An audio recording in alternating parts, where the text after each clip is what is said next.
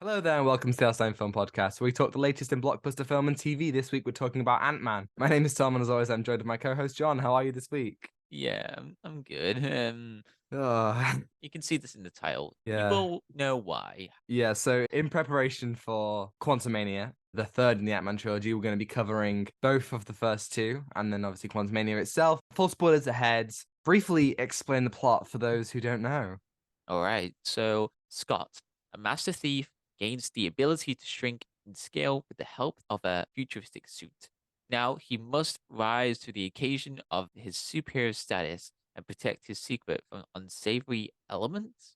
Okay, is that... That's a weird synopsis. That's not how Uh, I described the movie. it's from Google, so Thanks, Google, thanks, as ever. Google. That is not the plot, but we'll take it anyway.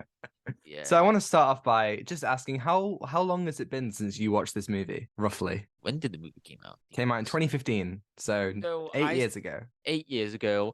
I was just happy. I was just like, "Oh my god, there's a new Ant-Man film! Oh my god, we haven't seen this before." Wow. And I saw this with my dad and my sister, and then it was my sister's first time watching the Marvel. She was like, "Oh wow, that was pretty good." I was like, "Yeah, that was pretty good," and everyone was like, "Yeah, it's a pretty good film."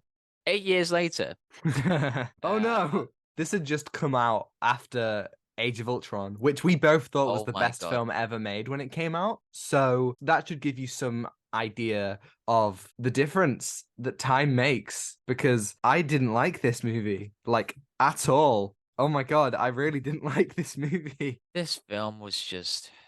We'll go through it now. Do we have to? Do We'll, we we'll have qu- to? quickly we'll quickly go through it. So Tom, what did you think about the dialogue?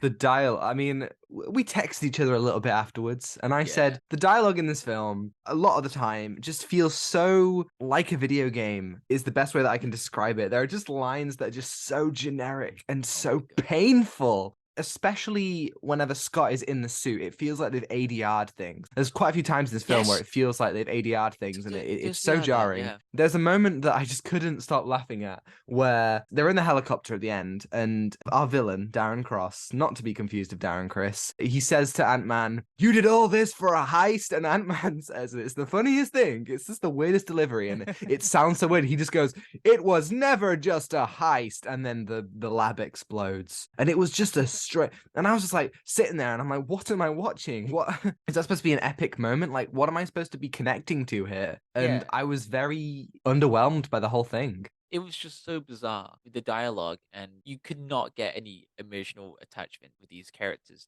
The cast here is great. You got an excellent Mm. cast, but the direction on this, I Oof. feel sorry for this. Like there was one scene when Scott came back to see his daughter, and then he got kicked out, and his ex-wife, and then Scott goes, "That guy, that cop, really?" Yeah, He says something like, out of all the it just people, you chose that guy. And it's like, this is just a really good example of the Marvel formula and it being so tight that you can't breathe. In the sense that everything is so micromanaged to the point where every scene serves one function and then we move on. There's no room for yeah, nuance, there's no room for layers. You know, they write things very specifically and very matter of fact, very to the point. They give you the exposition, they give you the character stuff, and then they move on. And the problem yeah. with that is that, you know, you can have a film that is incredibly tight and doesn't waste any time, but this isn't that kind of movie in that sense. It's more of a sense of they just do the bare minimum so they can move on. This is 2015, the year after Guardians of the Galaxy and The Winter Soldier, which are probably two of the best MCU movies. And then they just seemingly so half-assed this. It's ridiculous. Yeah. Did you see any character development at all? I did not see a single piece No, of character development. It's I kind did of not. crazy. Where is it? Where's the character development this entire time? It's so bizarre, the plot. Basically, you've got Paul Rudd's character who came out of prison, doesn't want to Mhm. serve any more time. He doesn't want to do any more robbery. Then he's like, I want to see my daughter.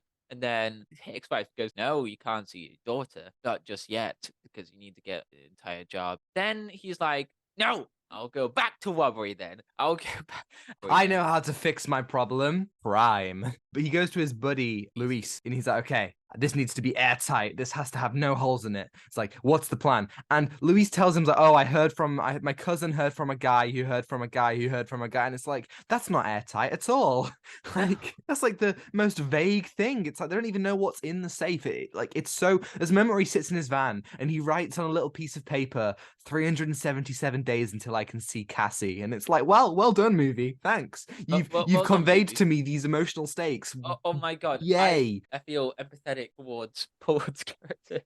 It's just Uh, it's ridiculous. Like, yeah, I guess the closest thing you get in this movie to any kind of arc is Hope and Hank, father and daughter. They come back together, but it's done literally in one scene. It's not a gradual yeah, thing. in It one scene. happens in one scene, and then their whole conflict is just completely over. Like, where's the room? Like, you have a villain here, and we're gonna get to the villain, Oh but no. we have a villain here. His whole thing is that he feels resentment and he feels like he's been abandoned by his mentor. Yes. We don't explore that at all. Instead, they just kind of say, oh, he's going crazy because of the pin particles. And then he just becomes the most generic, boring villain ever. Like, Yeah. come on, man. At There least was try, there, please. there was no layers at all. It was like the most generic thing. But there was one character that I really liked, and it was Kurt. It was David Dasmalchian. I just call him David. No, he's Hey, David. great. He's Yeah, great in everything. he's great. This film definitely tries to be very funny, and there were times when it made me laugh.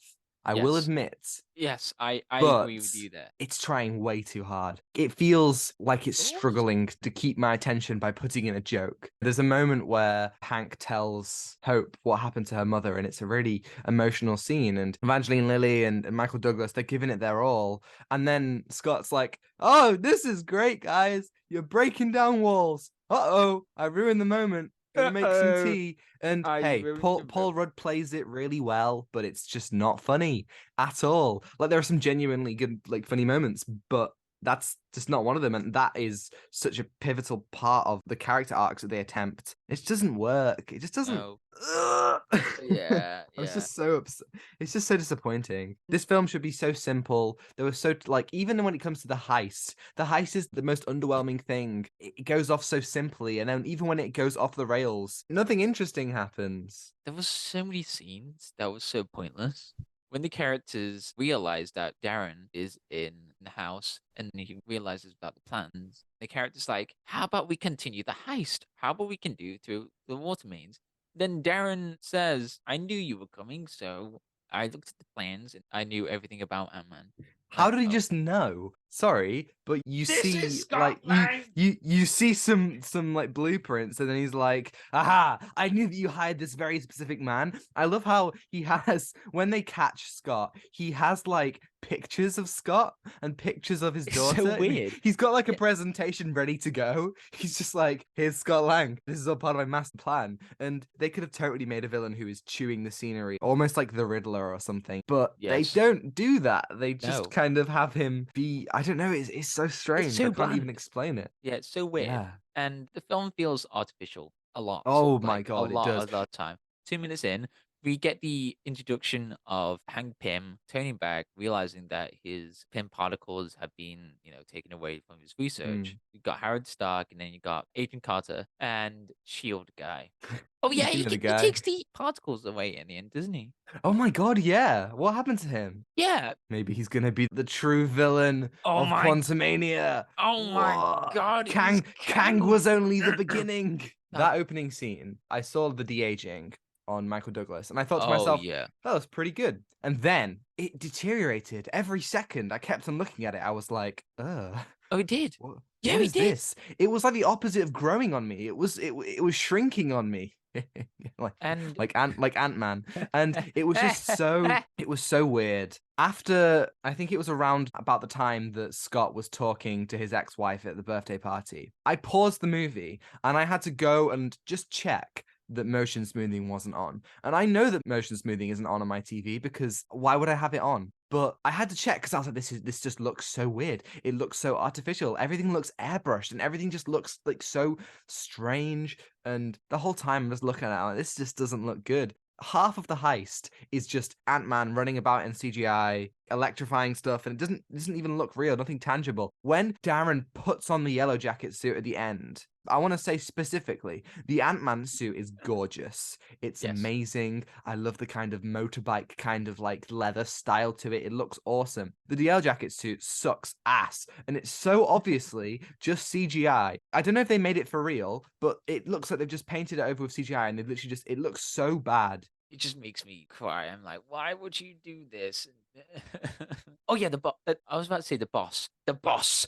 The big man. Yellow Jacket. He was just one dimensional. We didn't He was we so didn't one-dimensional. there was no motivation at all. There was nothing to his backstory, as you just said earlier, and we don't know why he's doing this. Oh, it's And because the Pym particles are yeah, messing with his that was so bizarre. brain. That was so weird. It was like, oh Whoa. my god, Darren, you got pimp particles. There are ways to do that, right? There are ways that you can make a villain's brain chemistry be affected and make that interesting. You know, you look at Green Goblin or Dr. Octopus, both of those characters are conflicted by, you know, their own minds, and they're slowly losing it and they're going crazy, but they're trying to hold on to their humanity. This just completely forgets all the things that makes that interesting and just makes him one-dimensional and boring. And we've got that trope that so many Marvel movies have, where the hero just fights a villain who is got the exact same powers of the hero, Yeah. but bad. He's like the kick the dog type villain. In some Yes. westerns, you got like the kick the dog, and then in this film, he just kills a lamb. Oh Yeah, God. yeah, he It's did. just Yeah. like, oh my God, I thought we were using mice. Oh, what's the difference? It's, what's the difference? It feels like it's trying so hard to be evil, and it doesn't It- work at he's all. not evil. I can't It- believe. Do you know about him in Quantumania? No.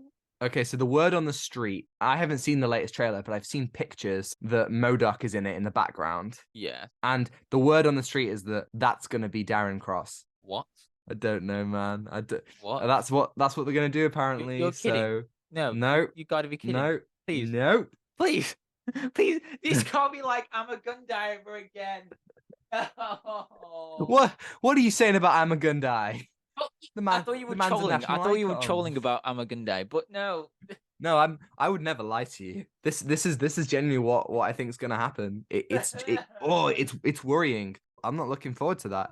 Because, you know, on the one hand, in fairness, there is the potential for that kind of resentful and like uber genius that you have in MODOK. But also, if Yellow Jacket from this film is any indication, it's gonna suck. It's gonna suck.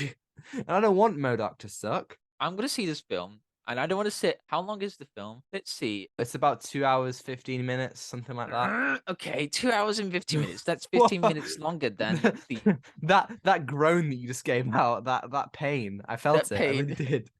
Okay. I mean, this film, Ant-Man is fairly short.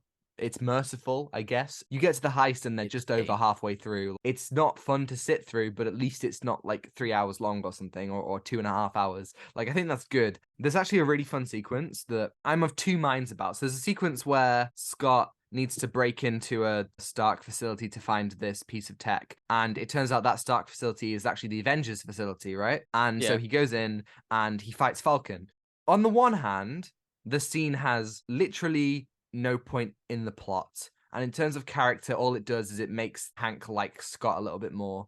Not Yeah. that that really matters. However, it's probably my favorite part of the movie. I had so much fun. I really like Falcon. He's always been one of my favorites. I really like Anthony Mackie. I really liked hearing Falcon's motif from the Winter Soldier, which they then bring back into Falcon and the Winter Soldier. And I thought that action scene was really cool, actually. And it felt like a lot more practical than the other action sequences throughout the movie. So that was cool. But other than that, the action of the movie, I thought, was really boring.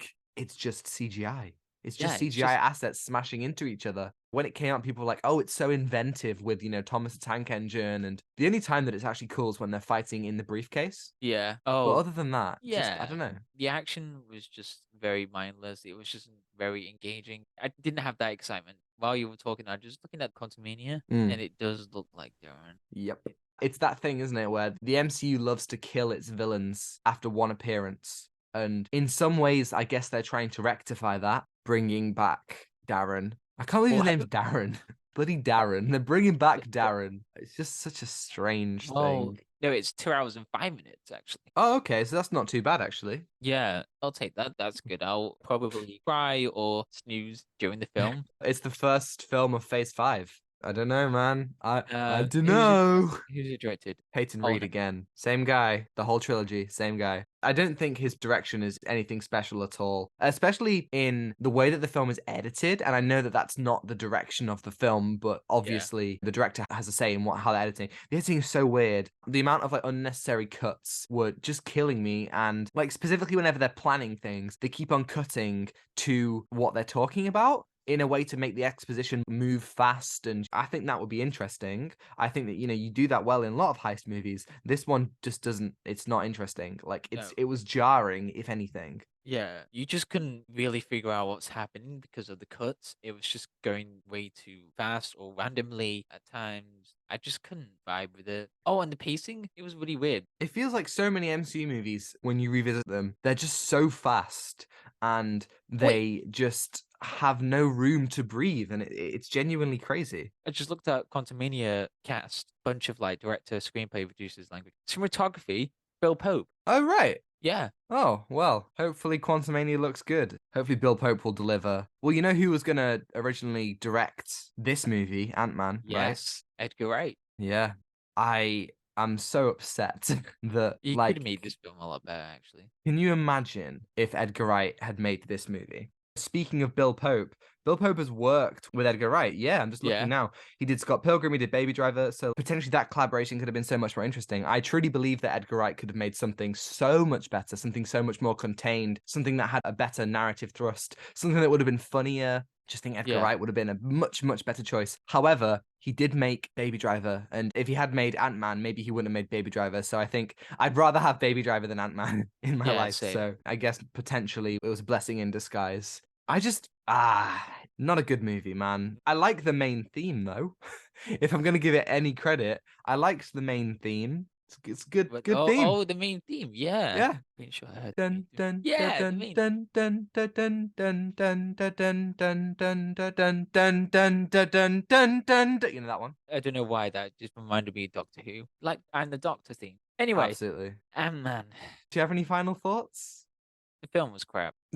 It was. Yeah, It really was. Oh yeah. my god. I To the point where I'm really sorry. I'm not sorry. I preferred Thor: The Dark World. That's a bold claim right there. Yes. I preferred Yeah. The Dark World like a lot. Like, if anyone listening, if you want to go back and listen to our Dark World video, it's not a good movie, but I think it has better moments in general. I think there are really powerful moments that Ant-Man completely lacks. I think it's got a really good aesthetic and its performances are more enjoyable and more varied than Ant-Man. But God, man, we've watched. So I figured this out yesterday. In the last year, we've rewatched Avengers, Doctor Strange, Thor 1, 2, and 3, Black Panther, and Ant-Man. We've done 7 MCU movies on top of all the new stuff that's come out.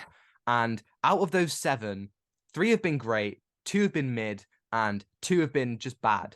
And Yeah. that's really, really, really disappointing that the MCU, I just don't think it holds up. Most MCU movies, if you rewatch them, they get worse every time. And that really, really sucks. Yeah. You just been to the cinema like years ago and you're like, wow, this is pretty good. And then you come back, you're like, how did I watch this film? The films are aimed at kids. That's true. That's And true. we're not kids anymore, John.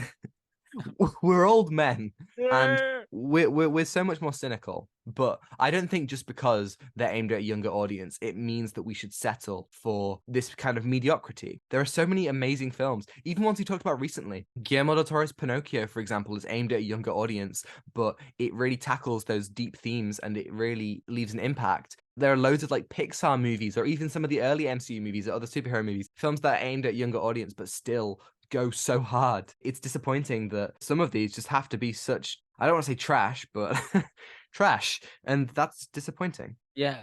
What are you gonna give Ant-Man out of 10? 3 out of 10. 2. Damn. Yeah, no, that's fair. That's very fair. The Oh only two things I boy. really liked was the theme and then David. Da- David. Thank you, David. David. Thank Thank you you. very much. I liked Right. the Falcon scene. What can I Oh say? yeah, Falcon, yeah. I'm a sucker for the Falcon. I'm really excited for Captain America next year. Oh But yeah. for now, we can close the book on the first Ant-Man movie and open the book for Ant-Man and the Wasp next week. Yay!